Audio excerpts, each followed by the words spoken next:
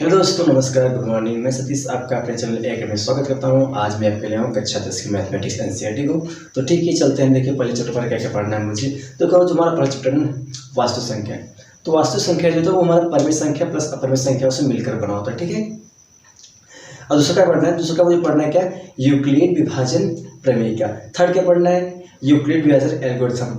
Fourth क्या पढ़ना है कि दो संख्याओं का जो गुणनफल होगा ना, उन्हीं दोनों संख्याओं के लस से गुणे उन्हीं दोनों संख्याओं के मस के गुणनफल क्या होगा? बराबर। पांचवा क्या पढ़ना है? पांचवा मुझे पढ़ना 10वां प्रसार। ठीक है। तो परिमित संख्या क्या होता है कि वे संख्याएं जिसे हम p बटा q के रूप में लिख सकते हैं उससे क्या बोलते हैं? परिमित संख्याएं। जहाँ पे q हमारा क्या होता है? जीरो नहीं होता है। जहाँ पे q हमारा जीरो नहीं होता है। और p और q जो होता है ना, वो हमारे क्या होते हैं? पूर्णांक होते हैं। अपरिमित क्या होता है? देखो, परिमित संख्या जितने हमारे शांत दशमलव होते हैं उसे हम क्या बोलते हैं? परिमित संख्या। अपरिमित क्या होता है? जिसे हम p बटा q के रूप में नहीं लिख सकते हैं उसे क्या बोलेंगे? अपरिमित संख्या। मतलब कि अनवसानी अनावर्ती जो संख्याएं होती हैं उसे हम क्या बोलते हैं? अपरिमित संख्या। देखो सेकंड पॉइंट हम क्या? सेकंड पॉइंट तो पहले देखते थे परिमित संख्या परिमित संख्या क्या होते हैं। चलिए देखते हैं।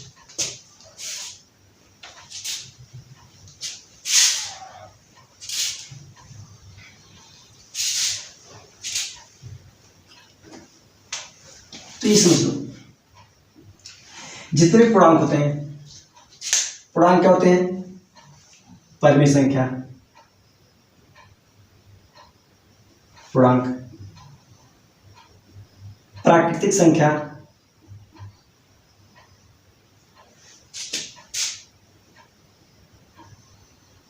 पूर्ण संख्या।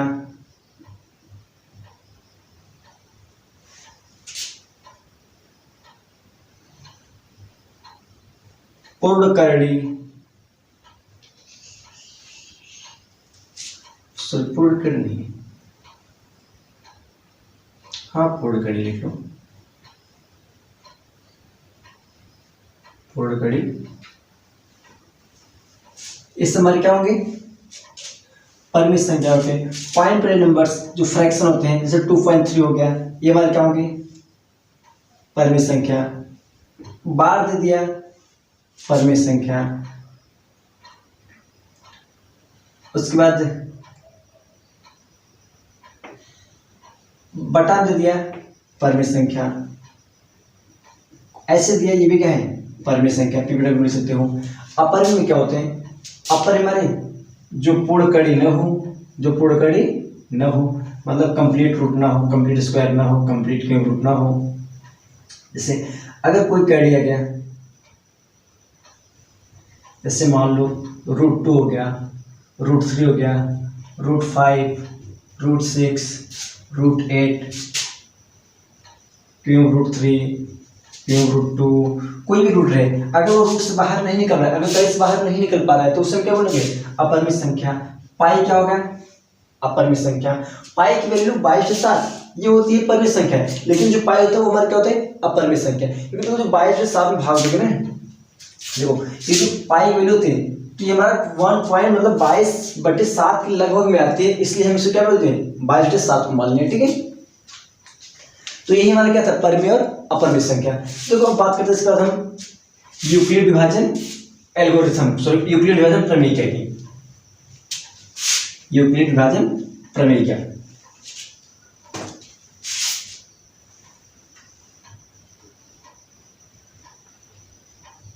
यूक्लिड विभाजन प्रमेय क्या? देखो ये क्या होता है? देखो हम बचपन से विभाजन फॉर्मूला पढ़ते आए हैं। भाज्य बराबर भाज्य गुणे भागफल प्लस शेषफल। तो वो बेसिकली वो जो भाज्य बराबर भाज्य गुणे भागफल, भाज्य बराबर भाज्य गुणे भागफल प्लस शेषफल, वही फॉर्मूला हमारा क्या होता है? यूक्लिड विभाजन प्रमेय क्या होता है। तो देखो इसको जरूरत मुझे क्या पड़ा?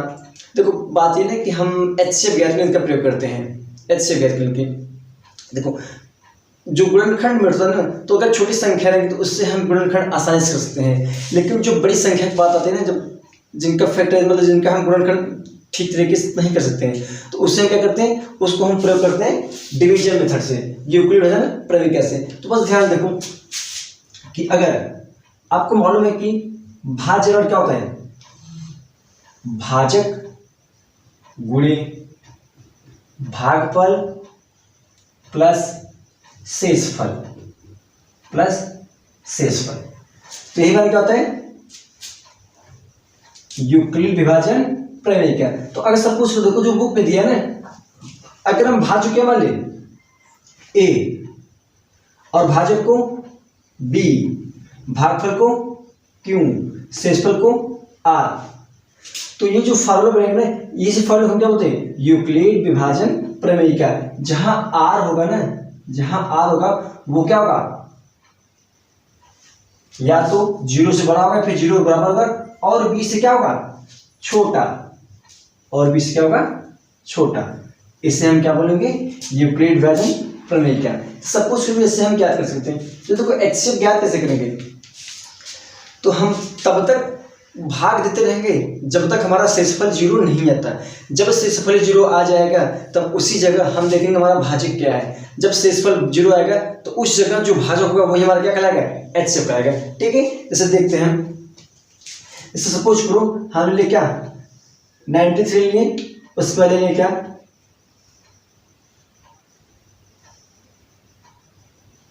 81। ठीक है, तो अभी तो ये तो आसानी से करेगा, 9 9 जा 81, तो रिमाइंडर 0 आ गया। क्या आ गया, रिमाइंडर 0 आ गया। जब शेषफल 0 आ गया तो यहाँ हमारा भाजक क्या है, 9 है, तो HCF वाला क्या होगा, तो हमारा HCF हो जाएगा 9।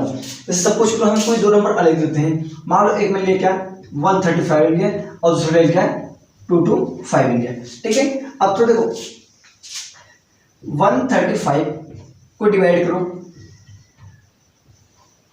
135 से डिवाइड करो 225 में। ठीक है, तो कितने टाइम्स आएगा, 1 टाइम्स आएगा, 1 टाइम्स से कितना आएगा 135 आएगा। तो इधर कितना आ जाएगा 0, इधर क्या आएगा 12 में से 3 गया 9, इधर क्या आएगा 0। अब देखो क्या रिमाइंडर 0 है, रिमाइंडर 0 नहीं है, तो फिर तुम अब ये जो हमारा ना ये हमारा हो जाएगा भाजक, ये क्या हो जाएगा भाज्य। अब 35 आ जाएगा। अब कितने टाइम्स आएगा, ये भी 1 टाइम्स आएगा, जब 1 टाइम आएगा तो कितना जाएगा 90। अब क्या आएगा सबमिट करो तो कितना आएगा 45। रिमाइंडर 0 है, नहीं रिमाइंडर 0 है, तो अभी भी क्या होगा, ये भाजक नहीं होगा। तो फिर डिवाइड करो, अभी हमारा बन जाएगा क्या 90 हमारा हो गया भाज्य, 38 मतलब 45 क्या हो गया भाजक। अब डिवाइड करो तो 45 टू जा 90, 2 टाइम्स लगे ना, 2 टाइम्स लगे। अभी हमारा रिमाइंडर क्या गया, रिमाइंडर आ गया हमारा 0। जब शेषफल 0 आ जाए, जब रिमाइंडर 0 आ जाए, तो वहां जो हमारा भाजक होगा वही हमारा क्या कहलाएगा HCF, क्या कहलाएगा HCF। तो इन दोनों संख्याओं HCF पर क्या है 45। ठीक है, तो यही हमारा क्या था यूक्लिड विभाजन प्रमेय का। तो यूक्लिड विभाजन प्रमेय का मतलब समझो, ये ध्यान से ना, क्या देखो इस स्टेटमेंट का मतलब समझो, इस स्टेटमेंट का मतलब, इस कथन का मतलब समझो, इसके कहने मतलब क्या है। कहने मतलब कोई भी दो संख्या है, देखो यूक्लिड विभाजन प्रमेय का जो स्टेटमेंट कथन है उसका मतलब कहने मतलब यह है कि कोई भी धनपूर्णांक ए और बी है, कोई भी धनपूर्णांक ए और बी है, तो उनके बीच क्यों और ऐसे विद्यमान रहेंगे कि वो इस समीकरण को क्या करेंगे, संतुष्ट करेंगे। जैसे कि सपोज करो मैं 4 से डिवाइड करूं किसमें 5 में, 4 1 जा 4, रिमाइंडर कितना है 1, 4 से डिवाइड करें किसमें 6 में, 4 1 जा 4, रिमाइंडर कितना है 2, 4 से डिवाइड करें 7 में, 4 1 जा 4, रिमाइंडर कितना है 3, और फिर 4 से डिवाइड करें क्या 8 में, 4 2 जा 8, रिमाइंडर क्या है 0, रिमाइंडर क्या गया 0। अगर देखो अब फिर 4 से डिवाइड करेंगे 9 में, तो 4 2 जा 8, रिमाइंडर क्या गया 1। तो हम यह देख पा रहे हैं यहाँ पे कि जो भाजक होगा अगर उसको किसी भी संख्या में भाग दोगे तो जो रिमाइंडर आएगा ना या तो 0 आएगा या फिर उससे भाजक से छोटा रहेगा, कभी भाजक से बड़ा नहीं होगा। तो देख रहे हैं हम 4 से भाग दिए 5 में, तुम्हारा शेषफल क्या आया 1 है। 4 से भाग दिए 6 में, शेषफल क्या आया 2 है। 4 से भाग दिए 7 में, शेषफल क्या आया 3 है। 4 से भाग दिए 8 में, शेषफल क्या आया 0। 4 से भाग दिए 9, शेषफल क्या आया 1। तो हम देख रहे हैं ना जो हमारा आर की वैल्यू है, जो आर की वैल्यू है वो क्या आ रहा है, जो आर की वैल्यू है वो 0 आ रहा है, क्या आ रहा है 0, और 4 से छोटा, 4 से छोटा क्या 4 आया है, 4 नहीं है ना, तो हम मतलब ये हमारा क्या होता है, ये हमारा यूक्लिड विभाजन प्रमेय क्या होता है। ठीक है, अब देखो यूक्लिड विभाजन एल्गोरिथम क्या होता है, यूक्लिड विभाजन एल्गोरिथम क्या होता है।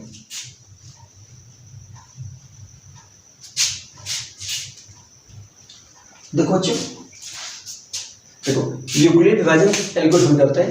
देखो जो यूक्लिड विभाजन प्रमेय क्या होता है, तो वो जो उसमें जितने हमारे भाजक भाज्य बन जाते हैं, जितने भाजक भाज्य बन जाते हैं, अगर उनको हम चरण वाइज स्टेप बाय स्टेप लिख दें तो वही हमारा क्या कहलाएगा, तो वही हमारा कहलाएगा यूक्लिड विभाजन एल्गोरिथम। जैसे कि अभी देखो हम यूक्लिड विभाजन एल्गोरिथम से भी क्या ज्ञात करते हैं, एच से ज्ञात करते हैं। जैसे अभी हम देखें क्या 135 और 225, इसका हम एच से ज्ञात करें तो इधर हमारा क्या गया 2 to 5 से डिवाइड किया हम 35 में, तो आपको दिखा कि 1 टाइम्स दें तो 135 आया, रिमाइंडर 90 आएगा। फिर यहाँ पे क्या है, रिमाइंडर 0 है नहीं है ना, तो इसको भी इसको 135 से डिवाइड मतलब इसमें डिवाइड करोगे तो कितना होगा, 1 टाइम्स होगा कितना, 90।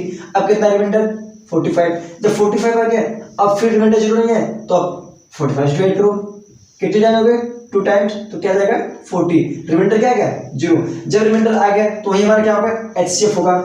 तो बस इसी को स्टेप वाइज में कहने मतलब तुम्हारा स्टेप फर्स्ट होगा, स्टेप फर्स्ट होगा, मान स्टेप फर्स्ट है। तो देखो भाज्य क्या होता है, भाजक गुणे भागफल प्लस शेषफल, तो हमारा भाजक क्या है 135, भाज्य क्या है 2 to 5, तो जो 2 to 5 होगा ये क्या होगा, ये होगा आपका 135 मल्टीप्लाई बाई 1 प्लस 90, ये फर्स्ट आ गया। तो क्या यहाँ पे रिमाइंडर जब आपके 0 आए हैं, रिमाइंडर यहाँ 0 नहीं है, तो सेकंड स्टेप को, सेकंड स्टेप क्या होगा, तो यहाँ हमारा बन जाएगा जो भाज्य करेगा वो हमारा बन जाएगा भाज्य, तो 135 9 बन जाए 90 प्लस 45।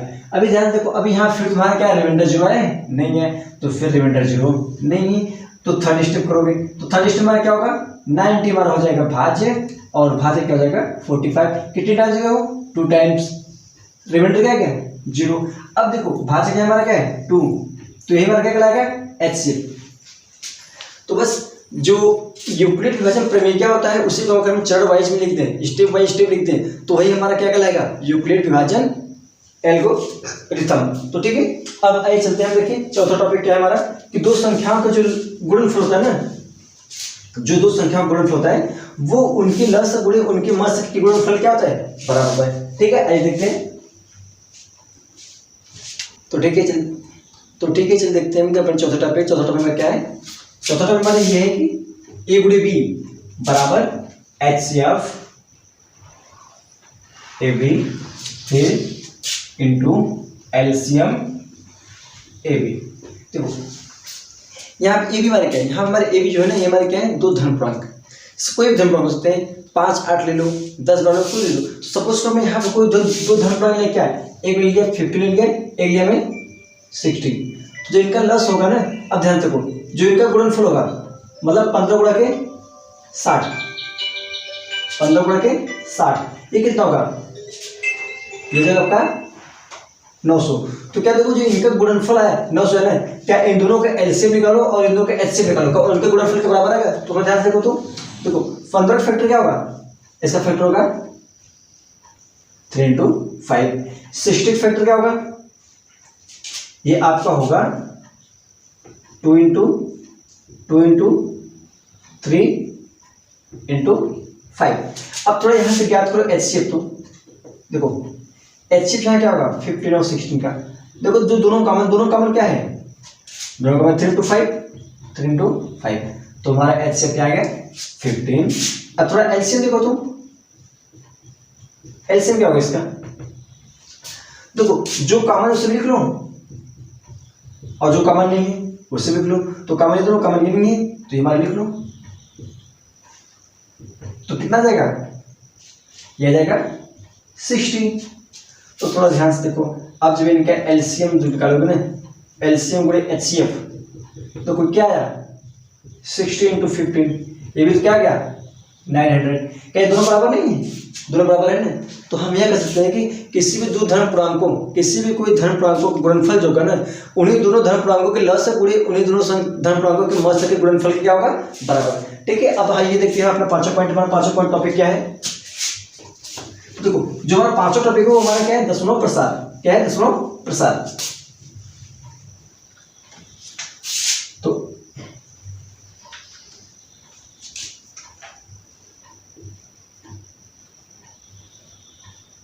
दशमलव प्रसार, तो बस दशमलव प्रसार तो आपके दो ही प्रकार के हैं, एक शांत दशमलव, दूसरा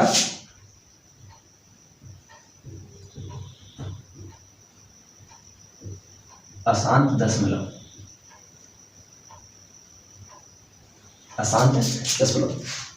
तो देखो, शांत दशमलव क्या होता है? देखो, शांत दशमलव क्या होता है? यदि कोई परिमित संख्या क्या है, देखो जब भी बात करेंगे तो परिमित संख्या की बात करेंगे कि पूछेगा कि बताओ ये परिमित संख्या हमारा शांत दशमलव कि अशांत दशमलव है। ठीक है, देखो यदि कोई परिमित संख्या अगर क्यू का क्यूब रूप है ना, अगर जो है क्यू है यहाँ पे मतलब हर, अगर जो हर होगा मतलब क्यों, ये जो होगा क्यों दो का घात हो, क्या हो? दो का घात, या क्या हो? 5 घात हो, या 2 का घात गुणे 5 का घात हो, तब ये क्या कहलाएगा? तब परिमेय संख्या, तब परिमेय संख्या शांत दशमलव कहलाएगा। क्या कहलाएगा? शांत दशमलव। अन्यथा क्या कहलाएगा? अशांत दशमलव। तो बस अशांत में क्या होंगे? जिनके घात इनके अलावा कुछ और भी आ जाए, जिनके आधार घात 2 का घात गुणे 5 घात के अलावा कोई और संख्या आ जाए, तो उसे हम क्या बोल देंगे? अशांत दशमलव। जैसे देखो, सपोज करो इधर दे दिया क्या?